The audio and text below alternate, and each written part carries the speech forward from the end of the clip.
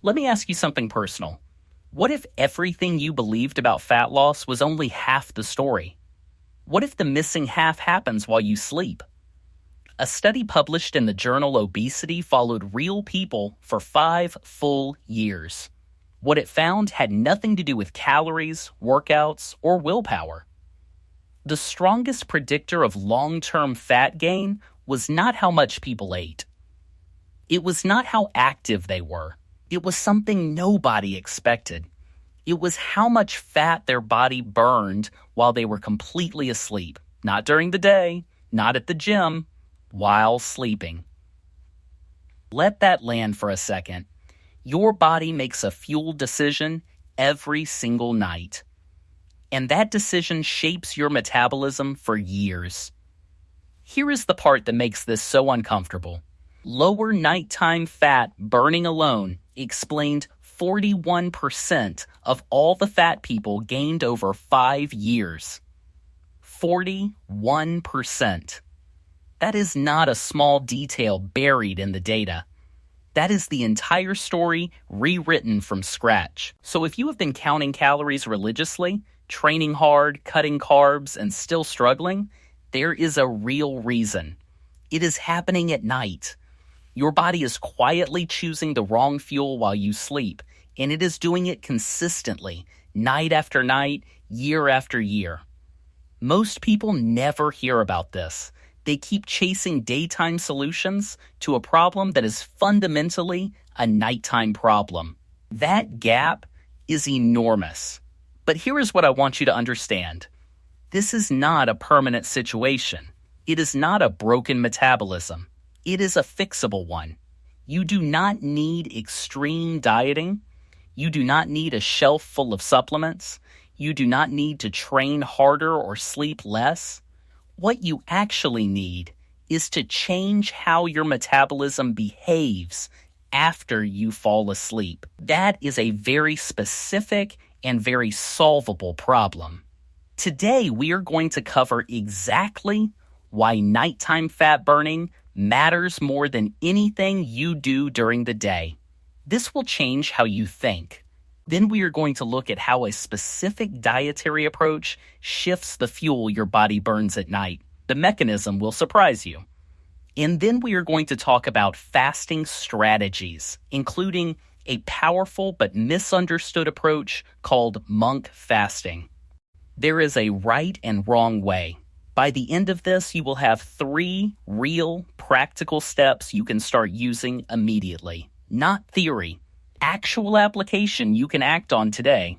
Let us go back to that study, because the details are where the real insight lives.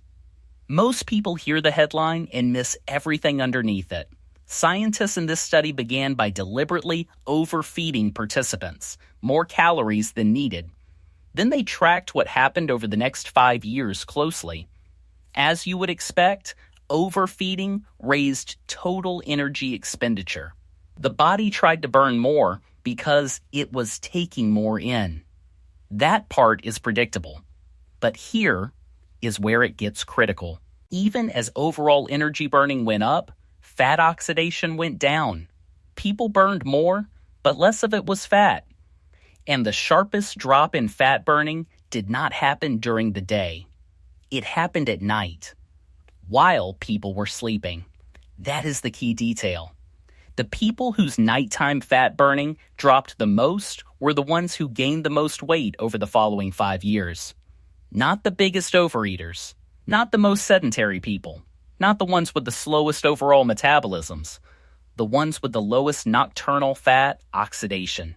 That single factor dominated. Now, the obvious question is, why does nighttime fat burning specifically matter so much more than what happens during the hours you are actually awake? The answer is circadian biology. Your metabolism is not a flat, constant machine. It runs in rhythms. Day and night are supposed to look completely different metabolically. At night, free fatty acids naturally rise in your bloodstream. Fat-burning enzymes activate on a rhythmic schedule. Growth hormone peaks during deep sleep stages. Your body at night is biologically programmed to run on fat. That is the default setting evolution built in. Nighttime is meant to be your fat-burning window. Think of it as a cleanup shift. The day crew handles active work. Then at night, a quieter crew takes over, running repairs and burning stored fat. When that nighttime crew gets disrupted, everything breaks down slowly but consistently. The disruption does not feel dramatic, but it compounds silently over time. And what disrupts it most powerfully? Insulin. When insulin is elevated at night, it acts like a lock on your fat cells. Fat cannot release. Your body was supposed to be burning fat. Instead, insulin says burn carbs. So it burns carbs. Night after night after night. Year after year. This is why people who do everything right during the day still struggle. They are winning the daytime battle while losing the nighttime war completely. You cannot out-train a metabolism that is stuck burning carbs at night. You cannot out-diet it either. You have to fix the nighttime environment directly. Now we know the problem clearly.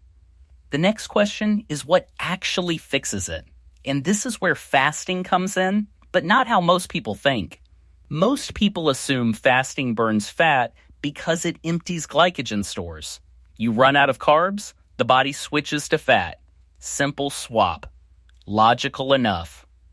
But a study published in the journal Obesity found that this assumption is actually wrong. The real mechanism is something fundamentally different and far more important. Researchers in this study looked at two groups: people with non-alcoholic fatty liver disease and healthy lean individuals. Both groups fasted for different time windows. One group fasted for 9.5 hours overnight. The other group extended their overnight fast to 16 hours.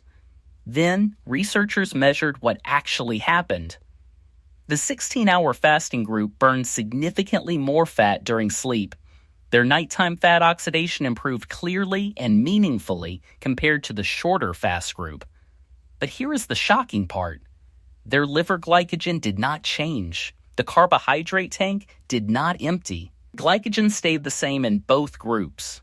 Fasting did not increase fat burning because it ran out of carbs. It increased fat burning because it changed the signal the body was following. The engine did not switch fuels because one tank ran empty. It chose a different fuel even while the other fuel was still completely available. That distinction changes everything. Fasting is not a drain. It is a gatekeeper. It shifts which fuel the body prefers without needing to crash the system. To understand why, you need to understand what happens in people with metabolic dysfunction.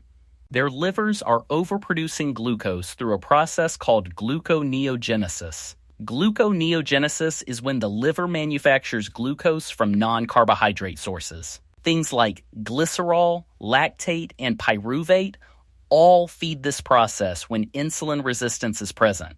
So even without eating carbohydrates, the body is producing its own glucose and burning that instead of tapping into fat stores. It is a loop. The body should be burning fat. Instead, it converts fat-related substrates into glucose and burns the glucose. People stay stuck in carbohydrate burning mode permanently. Fasting interrupts that loop. Not by depleting glycogen, by lowering insulin, reducing unnecessary glucose production, and allowing fatty acids to be burned directly overnight. Think of glycogen depletion as an on-off switch. Fasting is a dimmer. It gradually and persistently shifts the priority without crashing the whole system. And once that shift starts, it builds on itself. Each night of improved fat burning makes the next one easier. The effect compounds in the right direction. Which brings us to what happens when you extend fasting further, because the research here is genuinely remarkable and most people never see it. One of the most detailed fasting studies ever done was published in the journal Clinical Nutrition. Healthy men completed a 36-hour fast inside metabolic chambers. Researchers measured energy expenditure and substrate oxidation hour by hour throughout the entire fast. This level of detail in fasting research is extremely rare. What they found was striking. Fat oxidation did not just rise and plateau early, it kept climbing. It actually peaked at around 51 hours into the fast. Carbohydrate oxidation dropped and stayed low. The body made a clear, sustained commitment to burning fat, and it held that commitment throughout the entire study period.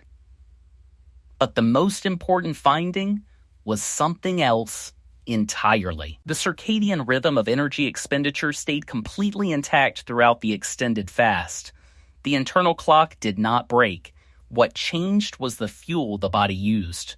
What did not change was the timing of when energy was spent.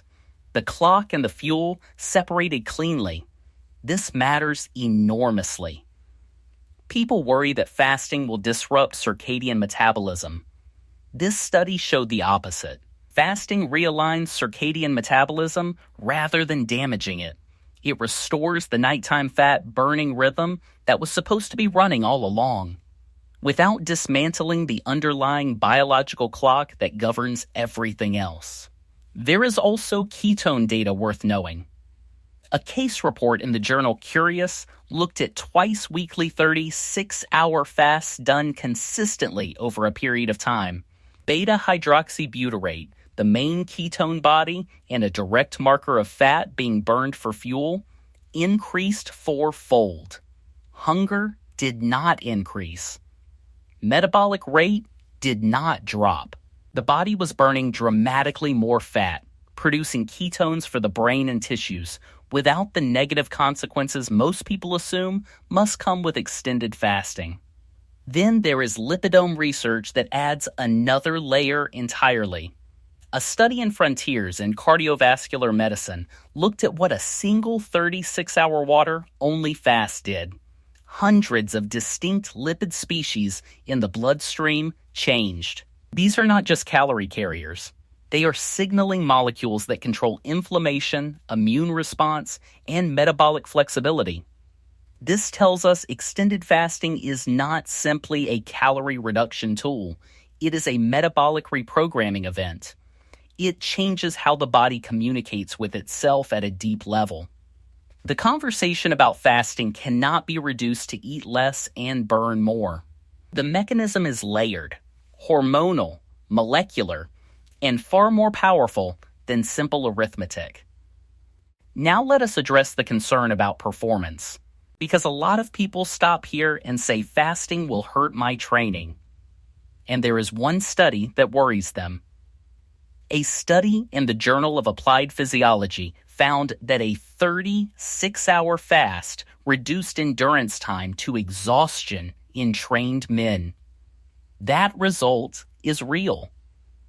But the context is critical. That study took people who had been fasting for 36 hours and immediately asked them to perform maximum aerobic exercise. Of course they struggled. You are asking an acutely depleted body to produce peak output right now. That is a completely different scenario from using fasting as a periodic metabolic tool.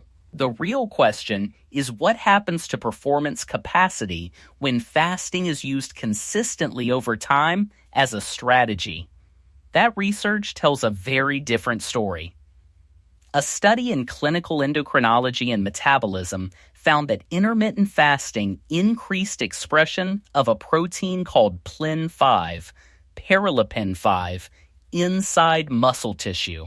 PLIN5 sits at the intersection of lipid droplets and mitochondria in muscle cells. Its job is helping muscles access fat for fuel without flooding the system. It allows precise fat access when needed. That is a meaningful structural adaptation. It makes your muscles metabolically better at burning fat over the long term. Animal research has also shown that time-restricted feeding improves endurance by retraining the mitochondrial circadian network. Mitochondria start operating more rhythmically and more efficiently over time. In elite cyclists studied in the Journal of the International Society of Sports Nutrition, time-restricted eating produced clear results worth noting carefully. VO2 max did not change, but body fat dropped. Inflammation markers improved. Power-to-weight ratio improved. For anyone training for health or performance, those outcomes matter deeply. Fasting may not boost peak acute performance on the day you fast, but used strategically, it improves the metabolic machinery that all performance ultimately depends on. Do not let fear of one bad performance day talk you out of a strategy that produces real long-term metabolic transformation. The trade-off is heavily in your favor. Now let us turn all of this into something practical. Because understanding the science is only useful if it changes what you actually do. Here is the real application. The first thing to do is protect your nighttime fat-burning environment before worrying about anything else. This is the single most important starting point for most people. The biggest disruptor of nocturnal fat oxidation is late-night eating, especially high-carbohydrate meals that drive insulin up right as your body is trying to shift into fat-burning mode. When insulin rises at night, it suppresses free fatty acid release from fat cells. You are chemically blocking the exact process your circadian biology is trying to trigger. This does not mean never eating in the evening. It means being deliberate about what and when. High-carb, high-insulin meals close to bed do the most damage. Lower carbohydrate evening meals, finishing eating earlier, and giving your body a clean window before sleep, these are the first adjustments that produce real change.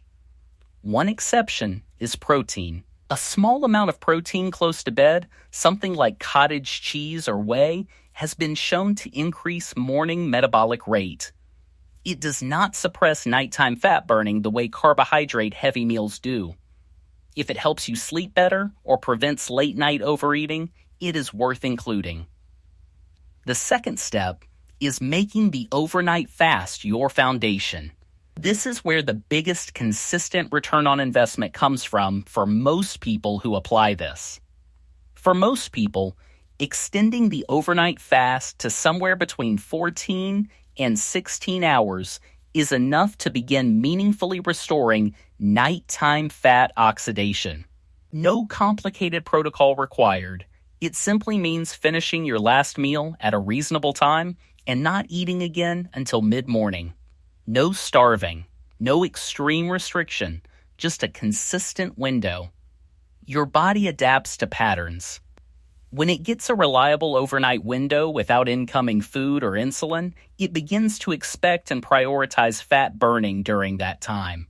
It stops defaulting to carbohydrates at night. It builds the metabolic expectation of fat burning. That expectation becomes the new normal when you stay consistent. If you do nothing else from this entire conversation, building a consistent 14 to 16 hour overnight fast alone will shift your nighttime metabolic environment meaningfully over time. The third step is using occasional extended fasts to reinforce and reset the adaptation. This is an accelerant, not the foundation. The sequence matters here.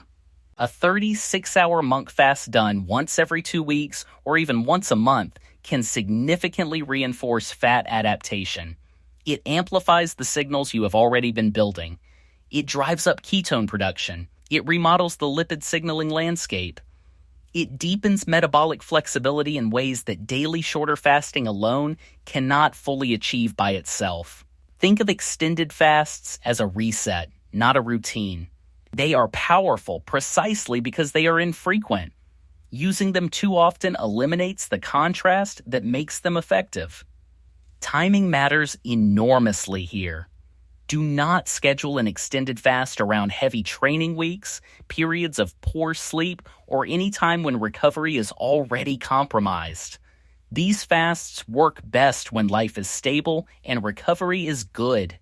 Used strategically, they reinforce progress. Used recklessly, they become a stress that works against you. There is also a right and wrong way to break a longer fast.